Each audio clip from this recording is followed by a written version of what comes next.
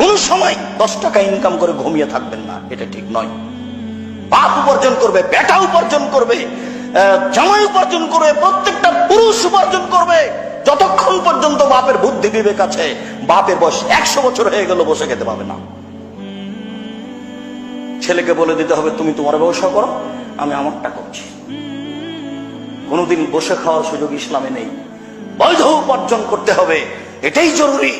সম্মানিত মসজিদের মুসল্লি, মানুষের জীবনে অবৈধ উপার্জন করার সবচেয়ে দুর্বল পথ হল সুদ। রাসূল সাল্লাল্লাহু আলাইহি সাল্লাম বলছেন, প্রত্যেকটা মানুষের কাছে সুদ এমন ভাবে পৌঁছে যাবে, মানুষের রগে রগে, মানুষ বুঝতে পারবে না যে সুদ এইভাবে জড়ে আছে মানুষের। এইবার আপনার নিয়তের উপরে চলবে সুদ থেকে বাঁচা। আপনি তো বললেন আব্দুর রাজ্জাক সাহেব, আপনার কথা তো শুনে আমি সুদ খাবো না বলছি,